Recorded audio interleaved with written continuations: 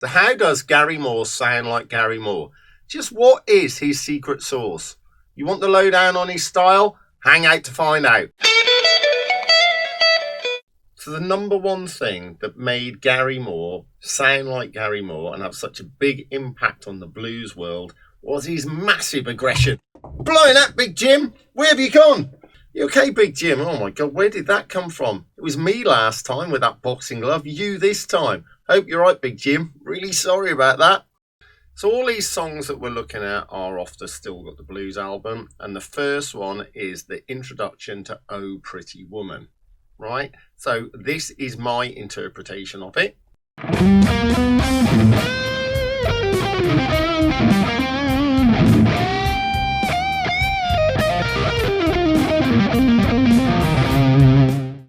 So you can see that Gary Moore plays this with tons of gain, right? You need a really heavy sound. A lot of the old blues guys, their sound was a lot more subtle.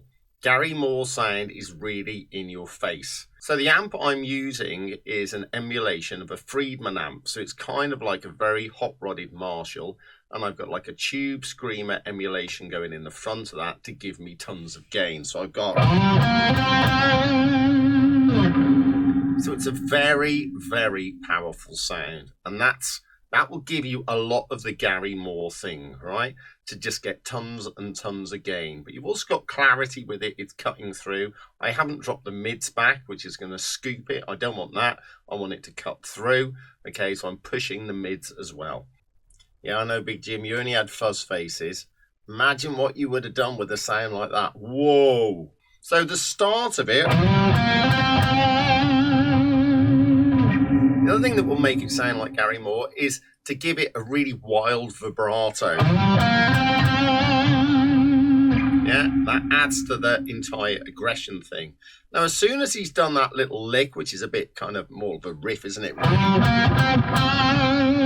it's basically, he's in the key of C, and it's the fifth, the flat seven, and the root. Yeah. Then he's going for just a classic bending note. So that is one of the best notes you can bend in position one, simply because you're bending from the flat seven up to the root. So you're bending into the tonic. So it's a really good note to bend. And again, you're putting vibrato on the top of it. You're bending, releasing to give it lots of aggression. I'm also doing a little rake into it, and that just gives it more aggression. Now, the next thing I'm going to do is I'm going to do a little rundown to target this root note here. So, something like that. So the lick is going to be something like that, which sounds very similar to what Gary Moore's doing. Now, here, I'm not trying to play the notes note for note like Gary Moore plays them. I'm just trying to play in his style. So I'm taking his main ideas and putting them together in a way that suits me. And I think that is the best way to learn things, because that becomes, you don't want to be a clone of Gary Moore. You just want to kind of nick some of his ideas and do them in your own way. So that is the first phrase. Now I'm just adding in the flat five there. Yeah, and kind of running down just pentatonic position one in C minor. Yeah. Now after that, you want a bit more aggression. So you go up to this note, and this is a great bending note in C again. So your bending notes really are that one, and in position one, I'm thinking of those three notes as my cool bending notes, because they're all bending to chord tones. So here I'm bending to the five. There's my C, there's the five there.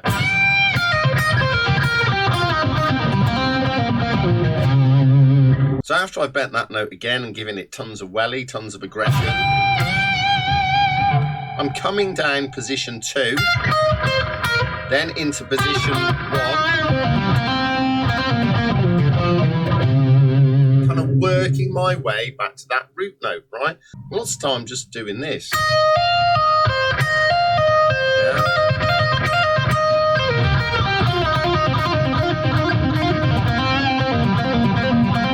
It's just this over and over.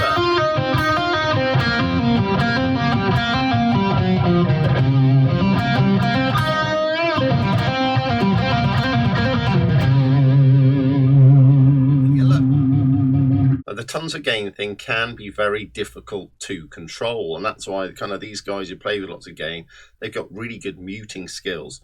And the other thing that helps is a noise gate. I've got a really good noise gate on the sound that I'm using at the moment. If I let go of the strings, it would just be a horrible noisy mess, right? So I've got quiet, yeah? So that's having a really good noise gate. So if you haven't got a good noise gate and you're using these high gain sounds, I strongly advise you invest in one, and usually put it after your distortion, right? So after all your distortion or overdrive sounds, just have a good noise gate on there.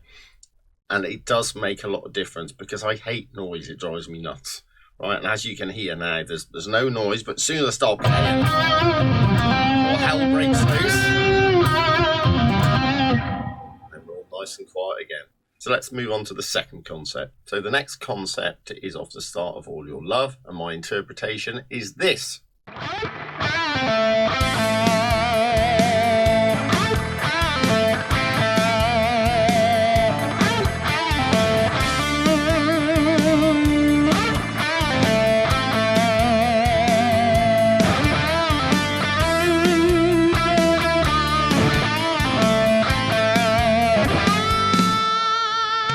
The way Gary Moore plays it, again, tons of gain, right? He's doing it, the original key's in F sharp, he's doing it in A, right? And he starts off with a little slide into this A at the top, and then, right? So he's just in A minor, pentatonic position 1, right? It's actually in the key of A minor. The chords are A minor, D minor, and E minor over this. So he starts. But the things that make it Gary Moore are: 1, he's using a ton of gain, and 2, he's using this wild vibrato, and he's hitting the strings really hard. Yeah, and then he repeats that. And when it goes to the D chord, he goes. So he's following the chords. He's keeping the lick the same, right? Because the first lick lands on the A note, right? But when the chord goes to the D chord, the 4 chord, he's following that by going, which is the D note, which is indicating he's over the D chord. Then it goes back to. Then when it goes to the E chord, the 5 chord.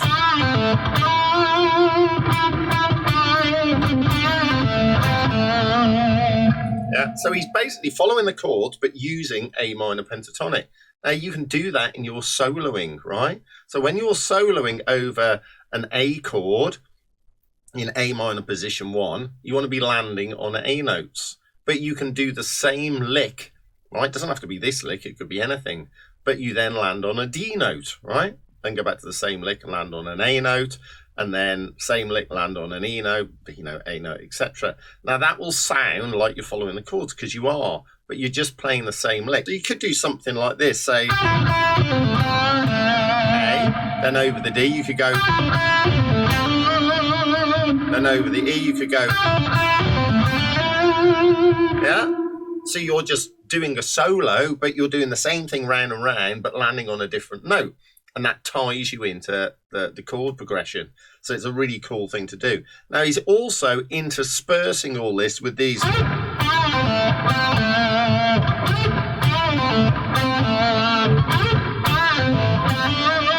Yeah, these little slides up here, as does the original a little bit, but without the gain. And that just gives it a little bit more woomph again. So all these little factors, the gain, the wild vibrato, the aggressive slides, give it that Gary Moore thing, which is what we're after, isn't it? So the next one is the start of Walking by Myself, which is a classic blues tune.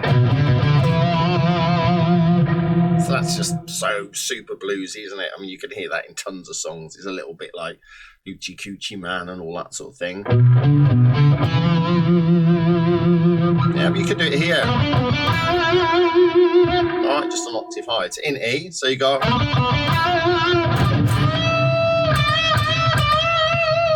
So that bend is very similar to the bend that we did on the first concept, where we're now E minor pentatonic. And this is one of our favourite bending notes because we're bending up to this E. Then he does this thing where he's rolled the volume off, then he's going to hit the chord here and roll the volume back on. Like that, yeah? It makes it harder when you've got a gate on, like I've got on, right? But he might not have had a gate on. But that's how he's getting that sound. So it's basically a volume swell. And then it goes back to that. Right. Then he moves just down to this position. Does a little fill. Something like that.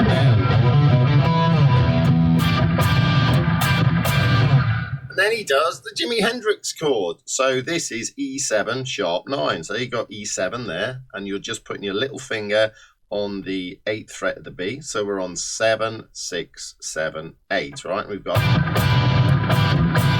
right? And that just creates a bit of tension before we go into the song, right? There's quite a few little ideas for you to play around with there. And it works because you've got all this dynamic stuff going on. Because you've got this, which is strong, and then it kind of stops. And then you've got that bend. And then you've got the little volume swell. Then something a bit different down here. And then the tension of that E7 with the sharp 9 in it. And you put that all together, and it's just got this grab you by the throat sort of feel, which is very cool and is very Gary Moore, and that's what we're trying to emulate. So the next concept takes the solo from All Your Loving, and I do a Gary Moore-esque solo across that.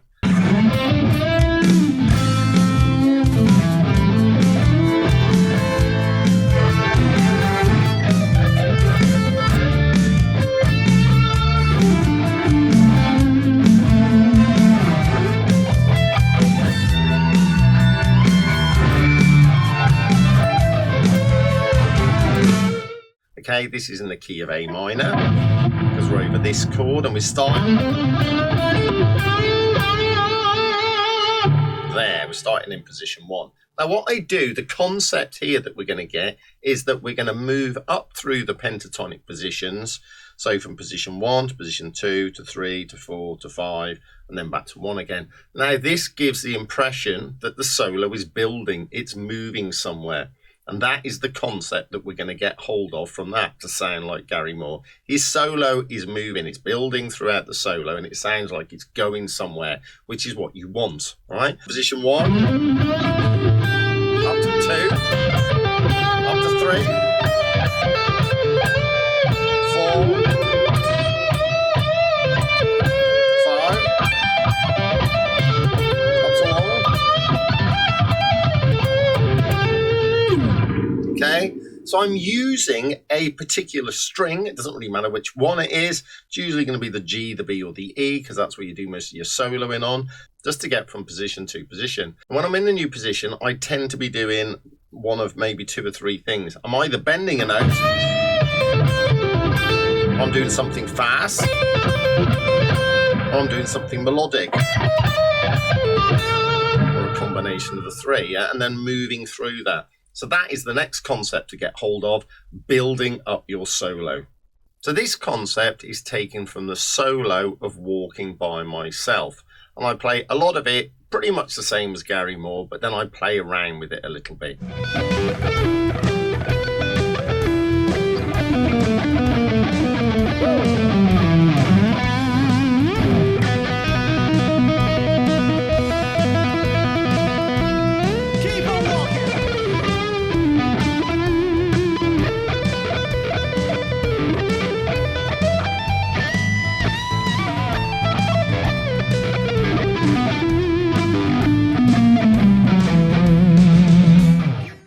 Now it's in E, and the first thing he does is this. He's just thinking E minor pentatonic. It's a really cool little line. I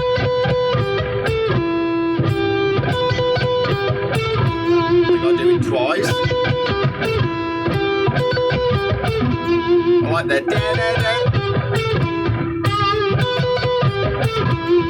You sing quite quite heavily around that minor third and the root, which makes it really cool. Nice little line. Then he's going down to here,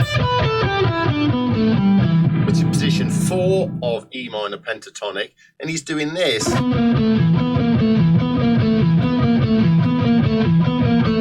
Right, now this has got a tripletty feel, and then he goes down to, sounds a little bit like kind of like Eddie Van Halen or something, doesn't it? Yeah. So we're just doing a hammer on from fret 4 to fret 5. Right, now be careful here that you're not creating any untoward string noise. If you look, this finger here, right, is just touching this high E string. Okay, my hand has got all these strings hit, so you can hear there's noise now. I'm not careful, yeah? See, I'm going to get a lot of noise. So I'm very carefully muting all that. If I didn't... So you're getting all this horrible string noise going on. So by muting it carefully, and Gary Moore would be very good at this, you're not getting all that horrible string noise. Now then I'm just going...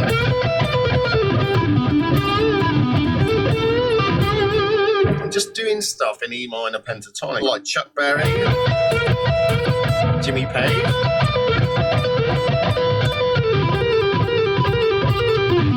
Black 5 stuff.